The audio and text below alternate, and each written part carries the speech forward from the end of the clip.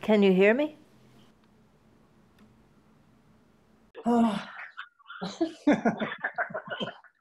Technology, gotta love it. And sometimes.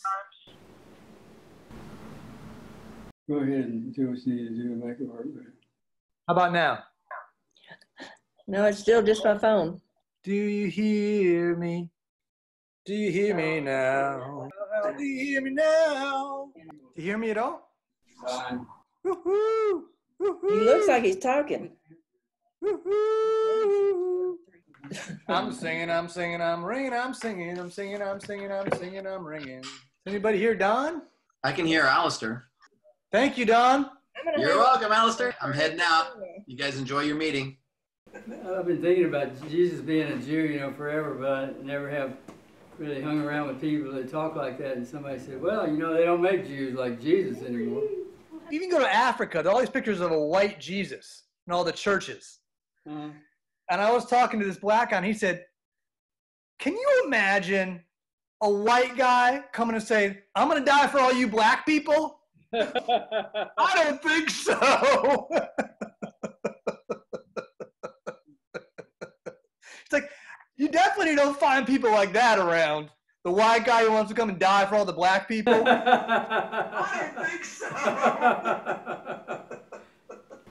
I want you to meet Ritchie. He's a rolfer, among many other things, like a musician. And this is Alistair Jones in Virginia. Hi, Alistair. And Alistair and I went through the partnership course in 2014. We got to talk to each other at least 2 or 3 times a month for a while. To the audience, my name is Ed Epperson. I'm 80 years old. I was born in 1938. And I have Parkinson's disease. And Parkinson's is really kind of a nice disease, a sweet disease. It doesn't hurt. It's not like ALS. But I read a book called Tuesdays with Maury.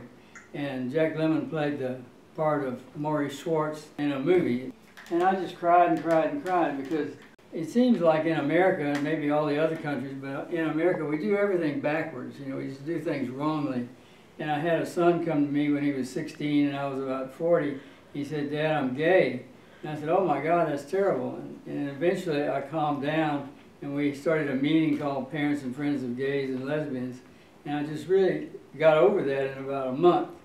But I think that I've been around people who go to meetings called Death Cafe where they talk about death and people just hate it to think about it, hate it in someone else or themselves. So we'd like to talk about death today with the idea that it doesn't need to be anything positive, but it can at least be neutral so that we don't damage our daily activities by the way we fear death. And Ritchie's here today, and we might talk a little bit about motorcycles because I have a new attitude about motorcycles. New one? What's the new one? I have an attitude that when I see someone on a motorcycle, I wish they would take that motorcycle home and park it and not ride it anymore, which is kind of a chicken shit way of being, but it's kind of an automatic way of being too. Because the guy that rides a motorcycle has to want to ride the motorcycle, and I don't want to ride a motorcycle. So Alistair, is there anything you can say about our relationship in the past that has been valuable for you? Because I would like to leave this earth knowing that I made someone's life a little better. I really appreciate your commitment to honesty. If you think something's a bad idea, you'll say it.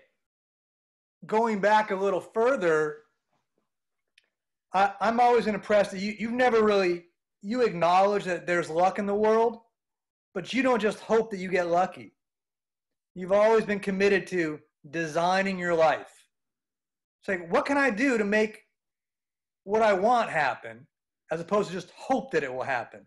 I tell people that you are a master of living, that you worked really hard to move fluidly in the world.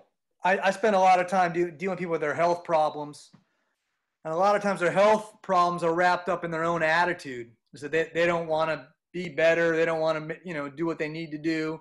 They have lots of excuses. I've got a friend, Ed, he has a hard time finding a doctor because he expects a doctor to be kind of as healthy as he is. But to get there, you have to do your part. You have to try. and that conscientiously trying to get better at everything you do. That's something I really appreciate about you. Good. Thank you, thank you, thank you. Ritchie Mintz is here, and Ritchie, what would you like to say that might be of value to us four people at least? We'll probably have 1,000 people look at it. There I am. Well, hi, everybody. My name is Ritchie Mintz. I live in Austin, Texas. I've known Ed a long, long time. I'm trying to remember where exactly I first crossed paths with you, and it might have been through the S training. I took the S training in Denver in 1976. That was, in a way, it was kind of part of my application procedure to be a Rolfer. I really liked the S training over at the Rolf Institute back in the 70s. I thought it would be good for my application to have that on there, and it turned out that it completely changed my life. I shudder to think of the Rolfer or even the person that I would be without the S training. That's where I met Lou Epstein. Yeah, they kissed me on the lips. Guy kissed his guys on the lips. So Lou Epstein, anybody? Well, if you never met Lou Epstein, you missed somebody good. Then let me say, Ed, in the spirit of Lou Epstein, the reason I'm here is to acknowledge you. And what I want to acknowledge you for is standing up. Is that when you see something wrong, you stand up and you say it's wrong. But equally, when you see something that is right, you stand up and you say that it's right. And you enroll and you engage people. And I could go on and on and on about that. But the one example I want to give is a really important acknowledgement for me. As you know, I'm a good old friend of Tim Cook. Tim Cook, anybody? If you don't know, Tim Cook started this church called the Church of Conscious Harmony. And there was a particular meeting, I don't know if it was a board, I think it was a combination board meeting and congregants meeting, as to whether this thing was really going to go. And you stood up and you said to people, is this going to happen or isn't it? If it's going to happen, it's because everybody needs to stand up here with Tim and with me and stand up and make it happen. And that was a pivotal moment in the church. It was literally the turning point where the church happened, as opposed to not happen. And so I want to acknowledge you for that, but not just for that. I want to acknowledge you for the spirit of that. Because that wasn't nearly the only time you ever stood up and said, hey, this is wrong, this is right. Let's get behind this. Let's get back to motorcycles. Okay. So that is my story. In my family where I grew up, there were two unspeakable forbiddens, and one of them was motorcycles. To the extent that my parents were both dead for 5 years before I even had the thought that I could have a motorcycle. And how that thought came into my head was one day Ed made an appointment for a Rolfing session, and I was waiting for him on my front, outside my front door, and he comes jaunting up on this motorcycle and parked it right there in front of me. And I looked at that and I went, wow, he's older than me. And here he is on a motorcycle. Now, wait a minute. What happened here? Surely if he can do it, I can do it. And that's when I realized why I had never even had the thought to have a motorcycle in all of those years. So, Ed, I want to thank you and acknowledge you for showing up in my life on a motorcycle. And I have had a motorcycle within weeks of that day.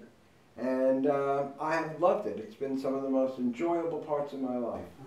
And when people ask me, who are you? What do you like to do? One of the things I mention is, I like to ride my motorcycle. Right. So I want to thank you, Ed, for putting me on those two wheels. And there's nothing like it. And you know what? I agree with you. When people ask me, wow, that looks like fun. Should I get one? I always say no. Don't. Your mother was right. I gave my motorcycle away, and every day for a while I thought about that poor boy getting killed on my motorcycle and wishing I hadn't given it to him. So it is a real mixed blessing. Yeah. Have you thought of anything you'd like to say in addition, Alistair? When it comes to the honesty thing, I think that people are often scared that if they say what they really think, somebody's not going to like them. Well, that's right. They think it and it's true. If you think about that fear, the effect that has on expression all across human society, it really, it holds us back tremendously. Yeah. And one of the things that I appreciate about you is if a conversation is interesting, you just say, I'm going to move on, because you honestly want to have great conversations all day long. Yeah.